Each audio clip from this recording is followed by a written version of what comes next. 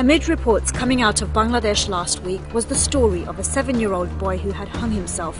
He's said to have become fascinated by the noose after seeing it over and over again on the television. It's a grim consequence of the country's fierce political battles. The grey cylinders of Dhaka's Parliament building have long tolerated political bickering. But for the last month, this has spilled out into the streets, and as a result, more than 100 people have lost their lives. It's a result of this, a domestic court which has been set up to try alleged war criminals from Bangladesh's 1971 liberation struggle. The men in the dock stand accused of committing murder, rape, and forcing Hindus to convert to Islam. These are harrowing allegations against some of the most respected scholars in the country's Muslim ranks. The government says it's fulfilling an election promise which sought to bring closure to a horrific trauma. The opposition accuses it of carelessly opening a wound that threatens the stability of the nation.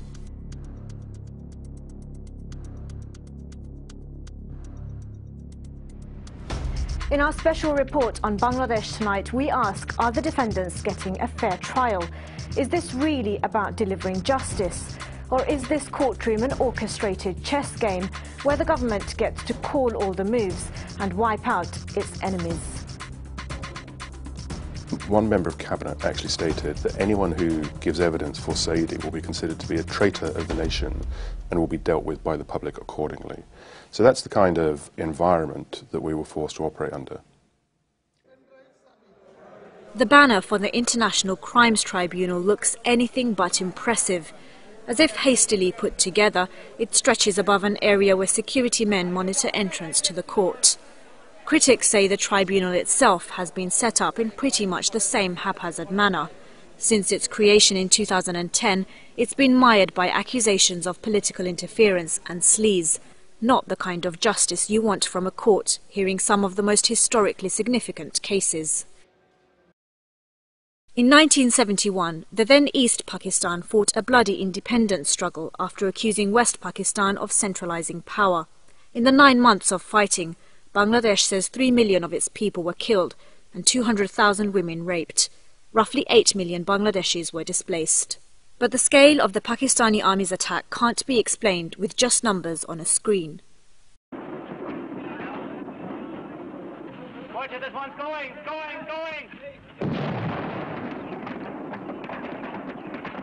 In the summer of 1971, India's then Prime Minister Indira Gandhi embarked on a campaign of what she described as personal diplomacy in Moscow and the European capitals. She told a British newspaper editor it was to prepare the ground for India's armed intervention. The strategy worked, and on December 16th, Bangladesh, with the help of India, celebrated independence.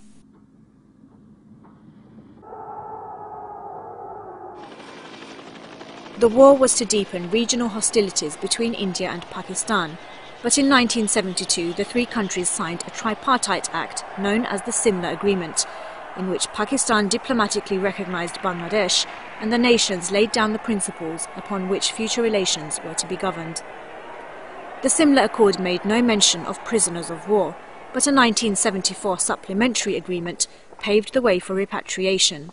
Subsequently, civilians captured in East Pakistan were released, and over 90,000 Pakistani military prisoners of war returned home. Among them 195 officers accused of war crimes or genocide. These men never stood trial.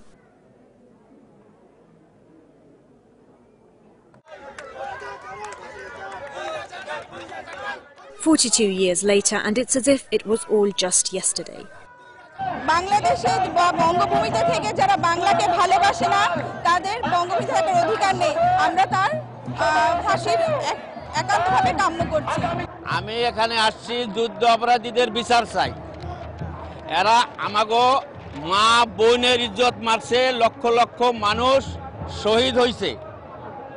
এরা আমাদের স্বাধীনতা বিরোধী, এই স্বাধীনতা অপরাধে যারা তাদের সবাইর ফাঁসি চাই। The so-called war criminals these protesters are talking about are not the Pakistani army officers who were allowed to walk free, but a group of Bangladeshi men accused of collaborating with Pakistan during the war.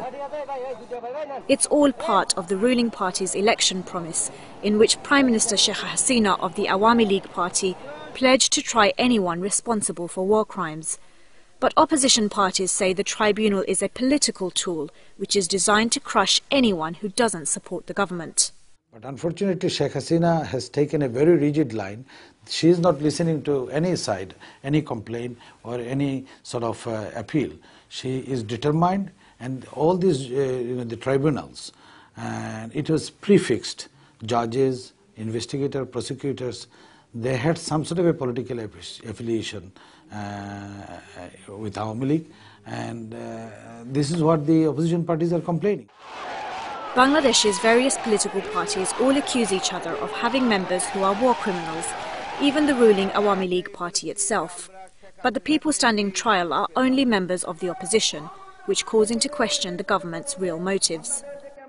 Perhaps the most shocking names are a group of conservative men who belong to Jamaat-e-Islami, the country's largest Islamist party. The group campaigned against the independence war, but denies committing any atrocities. It's a key ally of the country's largest opposition group, the Bangladesh Nationalist Party.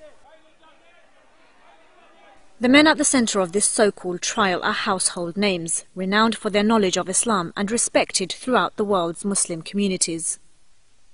They include Delwar Hussain Sayyidi, a 73-year-old scholar who joined the party in the late 70s and who's previously not been listed as a suspected war criminal. Prosecutors said Sayyidi was involved in the deaths of 3 people and that he'd led the Pakistani soldiers to kill dozens of others. They also accuse him of forcing 150 Hindus to convert to Islam. Sayyidi, who was a teacher at the time, denied all the accusations against him. Indeed, he's previously won 2 election victories in a largely Hindu area. Last month he was convicted and then sentenced to death. The decision sparked off protests across Bangladesh and beyond. He has been convicted to the highest as the death penalty, and the other out of 20, 8 charges have been proved without reasonable doubts. Sayyidi's case raises particular alarm for human rights campaigners who say the death penalty shouldn't be used in a case which hasn't been fair. One of the most concerning, for example, is the use of the death penalty. We oppose the death penalty in all circumstances because of its cruel and unjust nature. But even more so, when you have the death penalty, the fair trial has to be absolutely correct. And in the cases of the ICT, we've seen a few issues. Do you know what? I received a phone call only a few days ago from a leading member of the current governing party. And I asked him, is Delwar Hussain Sayyidi guilty of any crime? He said, no, we believe he is not. But in the interest of the Bangladeshi national, or in the Bangladeshi national interest, we must hang 1 or 2 people to set examples. Earlier this year, the tribunal sentenced a former Jamaat leader called Abul Kalam Azad to death for crimes during the war. Several weeks later, and another Jamaat leader was sentenced to life in prison on similar charges. Abdul Qadir Mullah's life imprisonment would prove to be an inadequate judgment for the government, and it hastily changed legislation to allow the prosecution to appeal the sentence, this time calling for the death penalty. After, at least in one of the cases, a death penalty wasn't imposed, even after someone had been found guilty, the government has changed the law. So it's changed the law now to allow itself the right of appeal to have the death penalty. And this breaches one of the most fundamental rules of international justice, which is that you cannot have the law changed after the trial or after the event, especially on the death penalty. It's thought the government did this to appease a group of demonstrators who are calling for the Jamaat leaders to be hanged. They're being called the Shahbag protesters after the area they've occupied, and they're made up of young Bangladeshis. Many were not even born at the time of independence. Our movement is going on, and it will keep on going until our demand is fulfilled of the death sentence of all criminals. 6 other top party leaders are currently on trial, including the 90-year-old former leader and founder of Jamaat-e-Islami, Ghulam Azam. His son is a Manchester-based former sports journalist. Salman Al-Azami has fond memories of a father he says is consistent in good character and patriotic at the core. In 1971, he could have stayed silent, but he didn't, because he was patriot. He didn't want the breakup of his own country. At that time, for him, Pakistan was his own country. So he was a patriot to let Pakistan stay as a united country. And now if Bangladesh, someone wants to break away from Bangladesh, what would someone do in Bangladesh? They would want to remain united Bangladesh. So that was his purpose at that time. Ghulam Azam stands accused of committing crimes against humanity at the ICT. He's accused of giving orders to kill, but he maintains there's no evidence to support this, as he's never held any type of military position. The court trying him was rapidly set up a year after Sheikh Hasina took office. The government says it's called the International Crimes Tribunal because it's international crimes that the court is hearing. Outside of that, there's nothing international about the setup of this tribunal.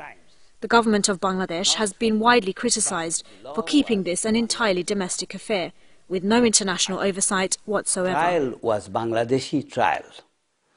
Tribunal that was formed to try them was a Bangladeshi tribunal which will take account of local crimes as well as crimes that are known as international crimes, which is mass exodus caused by mass killing of people.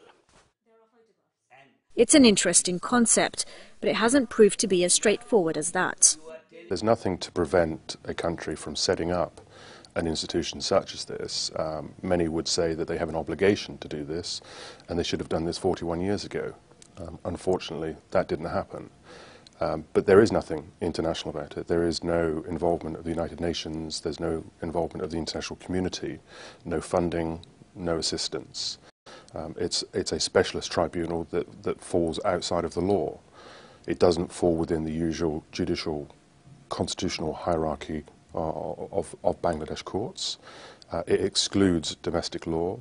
It only applies a specialist statute that was adopted in 1973, the position that we have always advocated. Before the trials really got started, I travelled to Dhaka in August 2011, and I was denied an entrance visa. I was held at the airport for 10 hours, and I was then deported and told very clearly not to return. Now, on what basis? On the basis that I was representing war criminals. That's what I was told. Anybody who is not a member of the court cannot appear as a lawyer in that court. I go back to 1969 when Bangabandhu Sheikh Mujibur Rahman was tried by Pakistan Army for sedition. We sent a lawyer, Sir Thomas Williams, QC MP, to Bangladesh to appear on behalf of him. He was not allowed.